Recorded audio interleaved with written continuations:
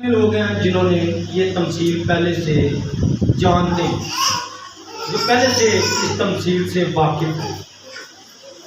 बीज बोने वाले की जो तमसील है ये खुदा यीशु मसीह है।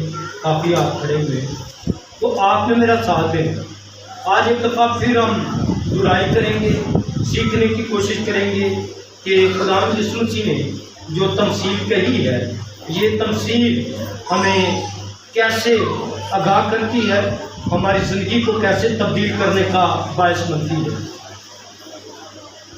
आज का अनुमान है सीखने का मौका है अच्छा किसान।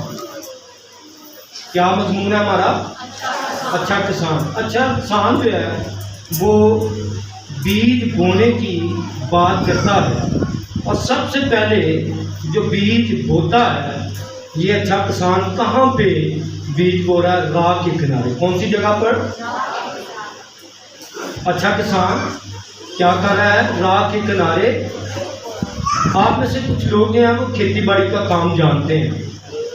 अगर राह के किनारे बीज गिराया जाए तो 100 गुना फल पैदा नहीं हो सकता। 100% 100 गुना फल पैदा नहीं हो सकता, क्योंकि बीज जो है राह के किनारे, और राह वो होता है जहाँ पर लोग चलते हैं। जब चलते जाएंगे तो बीज शायद उस तरह से जड़ ना पकड़े, उस तरह से उसकी ताकत जो है वो ना हो जिस तरह से एक नरम मिट्टी के अंदर होती है। ये अच्छा किसान जो राह के किनारे बीज को डालता है, और लिखा है कितना उसने बीज डाला। खुदा के कलाम में से देखिएगा मत्ती की इंजील 13वां बाब और उसकी 4थी आयत। और बोते वक्त कुछ दाने, क्या लिखा है? कुछ दाने राह के किनारे। कहाँ गिराए हैं? राह के किनारे। दूसरी जो जमीन का स्टेटस बताया, जो जमीन की हालत बताई है वो क्या है? जब 5वीं आयत को पढ़ेंगे तो यहाँ पे लिखा है और कुछ पथरीली जमीन। कहाँ पे डाला जी? पथरीली जमीन। अच्छा किसान कहाँ पे अपना बीज डाल रहा है? पथरीली, जहाँ पे पत्थर है, मिट्टी नहीं है वहां पे। तो पथरीली जमीन में वो अपना बीज क्या कर रहा है? डाल रहा है। और तीसरी जो जमीन की किस्म बताई, पहली कौन सी बताई? राह के किनारे, जहां से लोगों का बड़ा गुजर है। और दूसरी जगह कौन सी बताई है? पथरीली। और तीसरी हम देखेंगे झाड़ियों में। जब आप पढ़ेंगे 7वीं आयत को तो यहाँ पे लिखा है और कुछ झाड़ियों में गिरे दाने। कुछ कहाँ गिरे? झाड़ियों में गिरे। और चौथी जो काइंड ऑफ लैंड है वो है अच्छी जमीन। क्या है? अच्छी जमीन। 3 लैंड का हमने जिक्र किया। 3 फील्ड जो है, 3 फील्ड्स का हम जिक्र सुनते हैं। पहली कौन सी है? राह के किनारे। दूसरी कौन सी है? जहाँ पे झाड़ियाँ हैं। झाड़ियों से मुराद ये खेतों में उगने वाली झाड़ियाँ भी हो सकती हैं और कांटेदार झाड़ियाँ भी हो सकती हैं। मुमकिन है वहाँ पर भी बीज जो है वो गिरा। और तीसरी जो किस्म की जमीन है वो है कौन सी? पथरीली। और चौथी है किस्म अच्छी जमीन। जायजा लेना हमें, अपना एहतसाब करना, अपना हमने सोचना मेरी कौन सी हालत है, मैं कैसी जमीन हूं। अच्छा किसान काम बड़ा अच्छा कर रहा है, दिन का वक्त काम कर रहा है, और उसे अपने बीज की जो गिराया जाने वाला है, बोया जाने वाला बीज है, उसकी बड़ी फिक्र है। बड़ी ताकत के साथ, बड़ी दलेरी के साथ वो अपना बीज राह के किनारे, झाड़ियों में, पथरीली जमीन पर और अच्छी जमीन पर क्या कर रहा है? डाल रहा है। बीज कहा है खुदा के कलाम को। किसको कहा है? खुदा का कलाम क्या है? बीज की मानद है। बीज क्या करता है? बीज जमीन में जाता है, और जब जमीन में जाता है तो ये बीज उगने की अपने अंदर ताकत रखता है, उसके अंदर जिंदगी है। और खुदा का कलाम हमें जिंदगी देता है। खुदा का कलाम हमें ना सिर्फ जिंदगी देता है बल्कि आसमानी राहों के बारे में बताता है।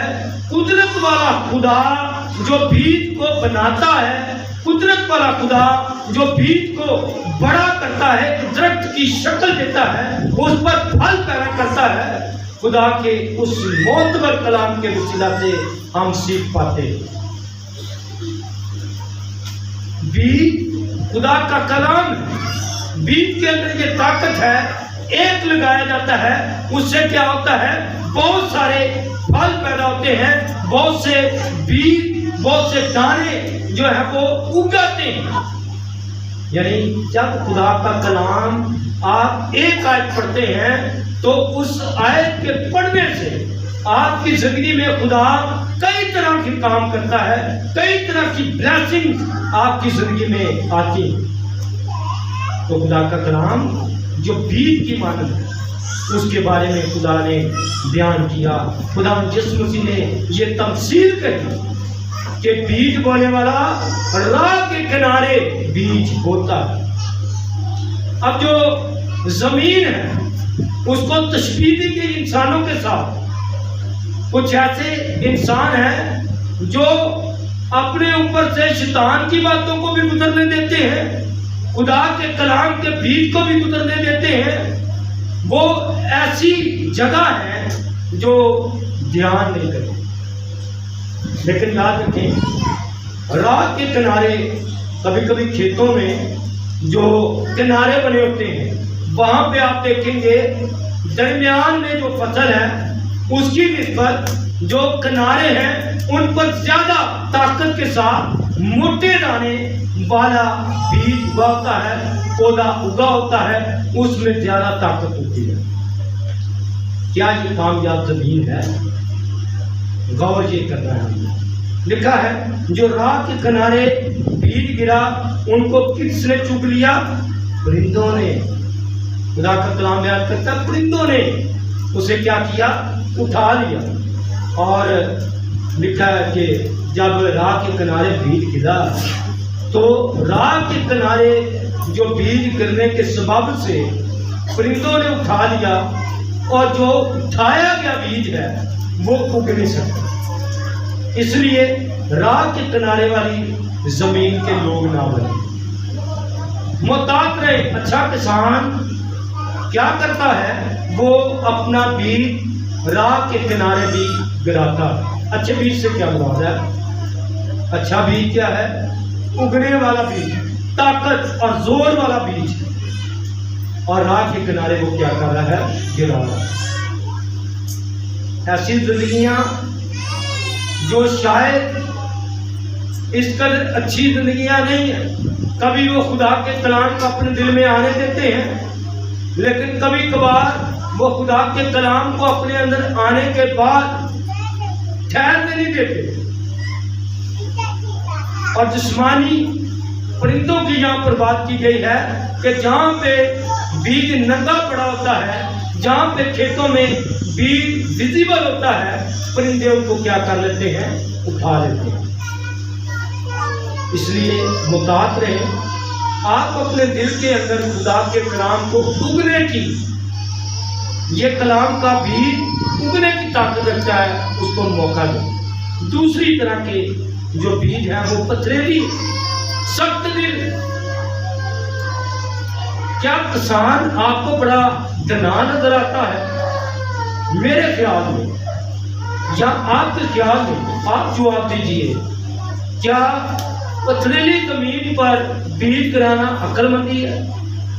जहां से उम्मीद ही नहीं कि उगेगा, जहां पर साफ जाहिर है कि बीज वैसे का वैसा पड़ा रहेगा, अगर उस पर थोड़ी सी मिट्टी आ भी जाए, गीली मिट्टी आ जाए, तो बीज क्या होगा? खराब हो जाएगा, गल जाएगा। तो पथरीली जमीन पर भी अच्छा किसान क्या कर रहा है, अपना बीज डाल रहा है। और पथरीली जमीन के बारे में खुदावंद यीशु मसीह का एनालिसिस क्या है, खुदावंद यीशु मसीह पथरीली जमीन के बारे में क्या कहते हैं। लिखा कि जो कुछ दाने पथरीली जमीन पर गिराए, जहाँ उनको मट्टी ना मिली और गहरी मट्टी ना मिलने के सबब से जल्द उगाए। उगे जरूर, पथरीली जमीन पर मट्टी पड़ी थी, कुछ बीज ने वहाँ पर जड़ पकड़ी, लेकिन ज़्यादा फल नहीं ला सके। जैसे धूप निकली और क्या हुआ, वो पौधा उगा जरूर लेकिन जल। इससे मुराद ये है दुनियावी फिक्रें। खुदा के कलाम को हम अपने दिल में उगने देते हैं, हम खुदा के कलाम को अपने दिल से कबूल तो कर लेते हैं, लेकिन जब फिक्रें आती हैं, परेशानियां आती हैं, दुख आता है, तो हम उस बीज को जो खुदा का कलाम है, जो उगा है, जो ईमान आपके अंदर पैदा हुआ है, आपने अपनी फिक्रों को उसके ऊपर क्या किया, हावी कर लिया, आपने उसको बढ़ने नहीं दिया। जैसे लिखा धूप निकली, सूरज की तपश आई, वो पौधा क्या हुआ, मुरझा गया, खत्म हो गया। हम अपने ईमान को, ईमान के बीज को, ईमान के पौधे को कितनी देर तक जिंदा रख पाते हैं, कितनी देर तक जब हमारे ऊपर मुसीबत की तपश आती है, परेशानी और फिक्र और बीमारी की तपश आती है, तो क्या हम अपने ईमान को उसी तरह से ताज़ा रखते हैं, बढ़ने देते हैं? ये एनालिसिस है हमारी जिंदगी के लिए। तीसरी बात जो खुदा के कलाम में से पढ़ते हैं, लिखा है कि कुछ दाने जो हैं किसान ने झाड़ियों में गिराए। ये कैसा किसान है? अच्छा किसान है जो झाड़ियों में भी अपना बीज क्या कर रहा है, बखेर रहा है, ताकि उगे, उन तक भी बीज जो है वो पहुंचे। लिखा है कुछ झाड़ियों में गिरे और झाड़ियों ने बढ़कर उनको क्या किया, दबा दिया। कभी कभार खुदा का कलाम का बीज हमारे अंदर उगता है, फिक्रों तरक्कत के अलावा कुछ हमारे ऐसे हम ईमान नहीं होते, वो बेईमान, बेइत्तेकाद, ना उम्मीद लोगों के साथ जब हम रफाकत रखते हैं, तो वो झाड़ियों की तरह के बोल जो आपके अंदर उगे हुए ईमान के बीज को अपनी स्टोरी सुना सुना कर क्या करते हैं, आपको दबा लेते हैं, आपके रूहानी कद को बढ़ने नहीं देते, आपको रूहानी तौर पर आगे नहीं जाने देते। और हमारे यहाँ कभी कभी ये मिसाल बड़ी वाज़ेह होती है और हम एक थ्रेट के तौर पर एक दूसरे को कहते हैं, हमें पता है इसकी ज़िंदगी का, अब ये दुआएं बड़ी मांगता है, ये पुराने ज़िंदगी इसकी ऐसी थी। हम जब इस तरह की बातें करते हैं तो ये झाड़ियों की मानद है और उसका फिक्र का, उसकी सोच का जो म्यार है वो ख़त्म हो जाता है। कलाम का बीज उगता जरूर है, लेकिन झाड़ियों के सबब से वो उसी तरह से दब जाता है। तो ये तीनों जो खुदा यीशु मसीह ने ज़मीन की एक इकसाम बयान की है, उनके बारे में खुदा यीशु मसीह ने बड़ा वाज़ेह तौर पर कहा। पथरीली ज़मीन है, राह के किनारे की ज़मीन है और झाड़ियों वाली ज़मीन है। खुदा का ये फजल है। खुदा के जिंदा कलाम में मत्ती के इंजील में जब आप पढ़ेंगे तो वहाँ पर लिखा, खुदा अपना सूरज नेको बद दोनों पर क्या करता है, चमकाता है, और अपना मींह नेको और बद पर क्या करता है, बरसाता है। ये खुदा की मेहरबानी है जो इन तीन तरह की ज़मीन के ज़मीर या दिल या सोच के लोग हैं, वो खुदा की इस मोहब्बत, खुदा के इस प्यार का, इकरार का, उसकी नेमतों का शुक्र अदा करें। चाहे हम सख्त दिल हैं, झाड़ियों की तरह का दिल रखने वाले हैं, राह के किनारे की तरह का दिल रखने वाले हैं, खुदा फिर भी अपने कलाम का बीज हमारी जिंदगी में क्या करता है, बोता है। अब आएंगे जिसकी तारीफ की गई, जिस ज़मीन को खुदा यीशु मसीह या आसमानी खुदा अपनी मर्जी समझता है वो क्या है। लेकिन कुछ दाने जो है, कुछ बीज उसने क्या किए, अच्छी ज़मीन पर भी गिरा दिए। अच्छी ज़मीन की तरफ से क्या रिजल्ट आया, अच्छी ज़मीन ने क्या खुशी अता की। लिखा है अच्छी ज़मीन ने सबसे पहला काम ये किया कि अपने अंदर पानी को और बीज को जज्ब में लिया।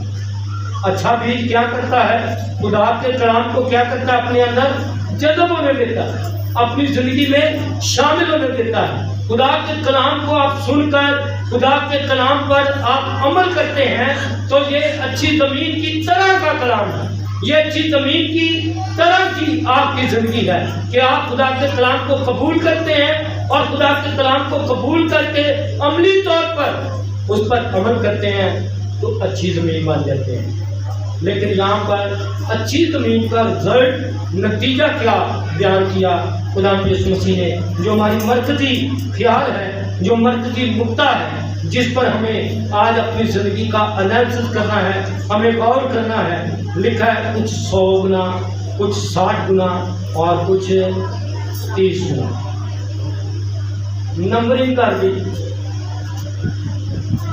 तो क्या थी अच्छे किसान की, तो ये थी कि जो बीज मैंने बोया है वो कितना फल लेकर आए, 100 गुना, 100%। खुदा के कलाम पर अमल करने के लिए खुदा की मर्जी ये है कि हम 100% खुदा के कलाम पर क्या करें, अमल करें। लेकिन कभी कभार हम नहीं कर पाते। खुदा ने इसमें भी लचक रखी है अच्छे किसान ने कि अगर ये 100 गुना नहीं लेकर आता, सख्त दिल नहीं है ये किसान, ये ना अमीर किसान नहीं है बल्कि पूरी उम्मीद रखता है कि अच्छी जमीन क्या करेगी, 60 गुना फल पैदा कर देगी। और 60 गुना भी अगर नहीं करती तो ये किसान ये भी तो करता है कि ये 30 गुना फल ही पैदा करे। आप और कीजिए, सोचिए कि आप किस हिस्से में शामिल हैं, 100 गुना वाले फल में शामिल है, 60 गुना वाले में, या फिर 30 गुना वाले में। अच्छा किसान आपसे ये तो करता है कि आप 60 गुना फल लेते हैं। अच्छा किसान आपकी जिंदगी से जब आप खुदा यीशु मसीह पर ईमान रखते हैं तो वो तो करता है कि आप 60 गुना फल लेकर आए, वो तो करता है आप 30 गुना जो है वो फल लेकर आए।